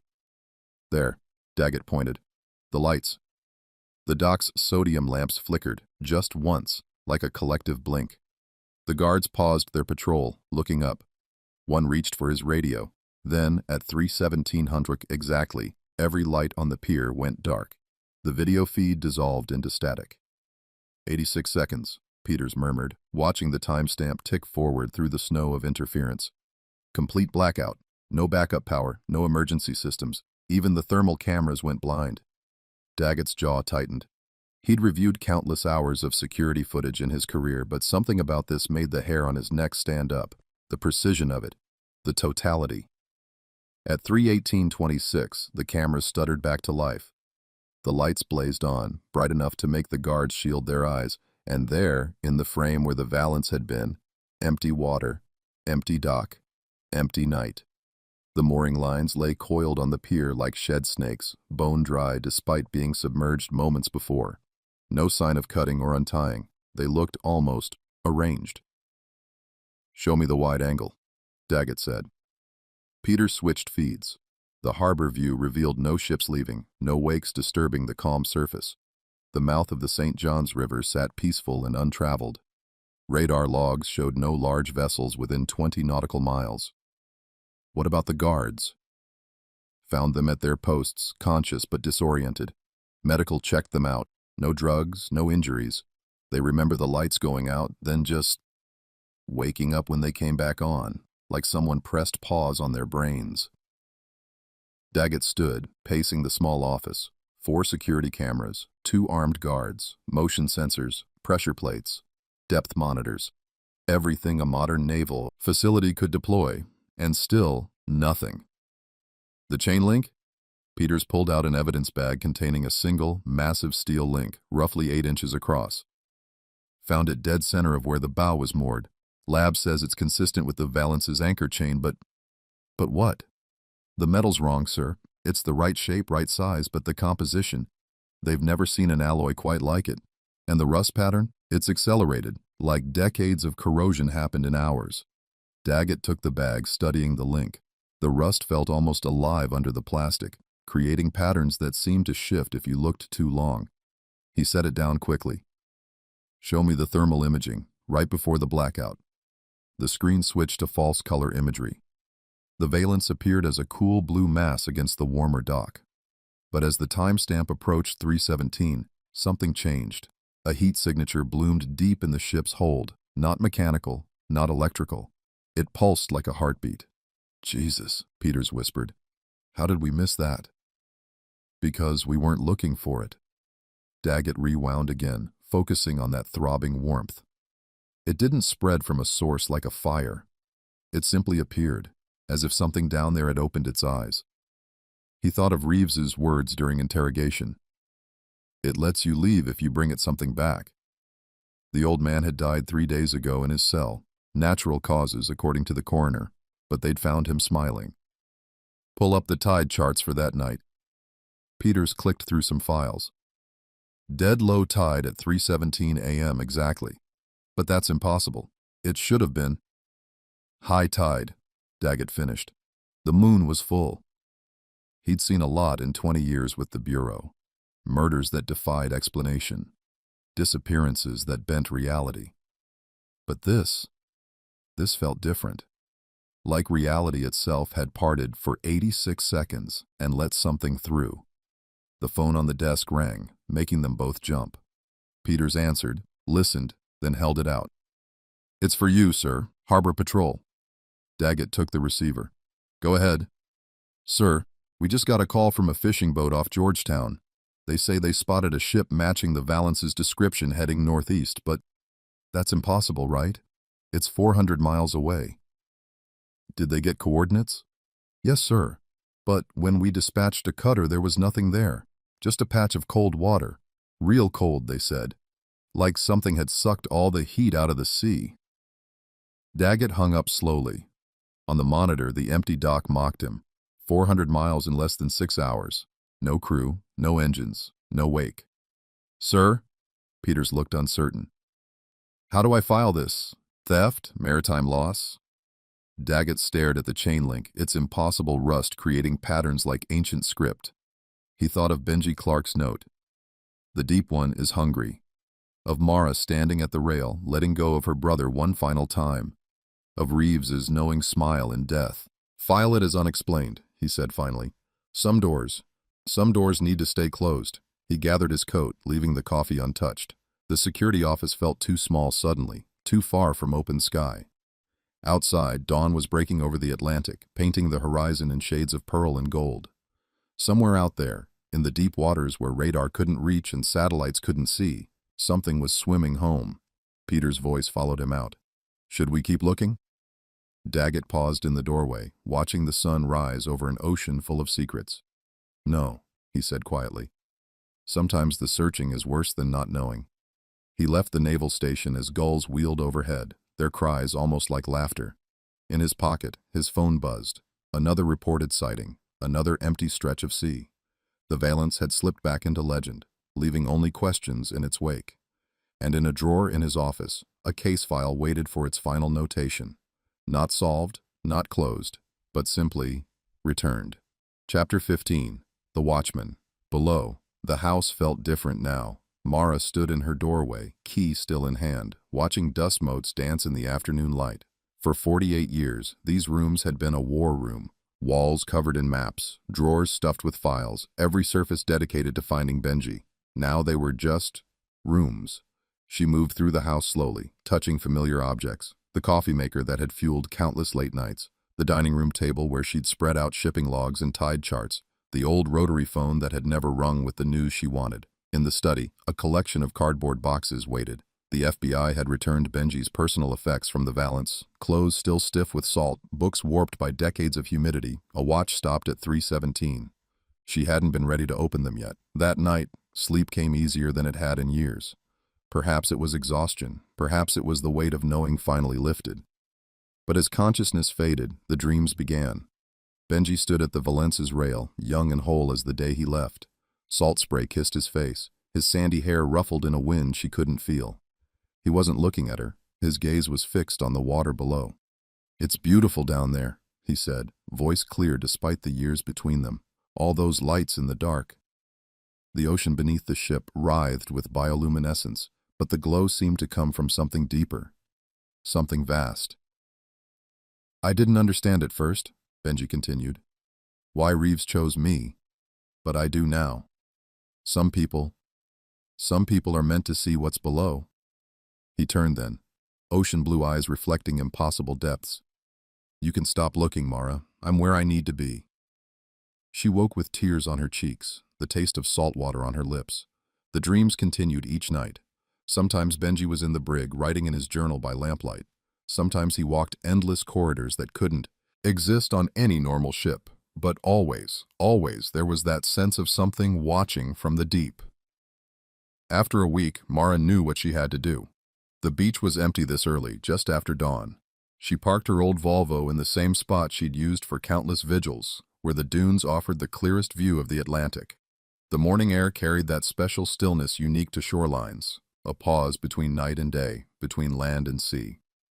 Her arthritis complained as she made her way down to the water's edge. The tide was going out, leaving a ribbon of wet sand perfect for walking. In her pocket, a single sheet of paper crackled, the last page of Benji's journal, recovered from its hiding place in the brig. She'd memorized the words days ago. "The deep one calls again, every night now. I used to be scared, but I'm not anymore. There are worse things than dying down here. There are worse things than being chosen. Mara, if you ever find this, I'm sorry I left you searching. But some mysteries aren't meant to be solved. Some ships aren't meant to be found. The water's so clear today, I can see all the way down." The page ended there, mid-thought, as if Benji had been interrupted, or called away. Mara walked until the parking lot disappeared behind the dunes. Until there was nothing but sand and sky and endless water. Here, where the curve of the earth created the illusion of infinity, it was easy to believe in deeper mysteries. She took out the page, holding it one last time. The paper had gone yellow with age, but Benji's handwriting remained clear, eager and young and forever unfinished. For so long, she'd thought finding him would mean finding answers. Now she understood.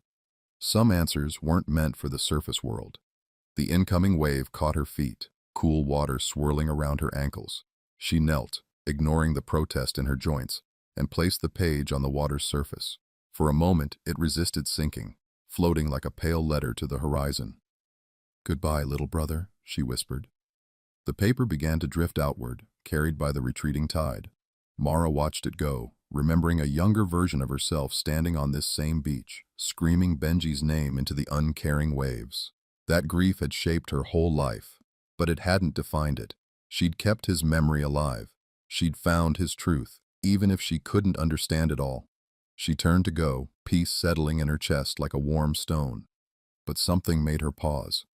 The water 20 yards out rippled, not the normal pattern of wind and waves, but something else, something deliberate, as if an impossibly large eye had just blinked beneath the surface.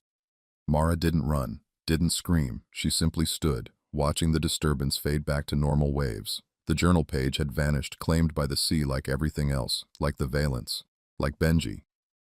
"Some ships aren't lost," she whispered to the morning air. They're claimed. The words felt right, final. She turned away from the ocean and walked back toward land, leaving mysteries to the deep. Behind her, the waves continued their eternal rhythm, keeping time with secrets that would never surface again.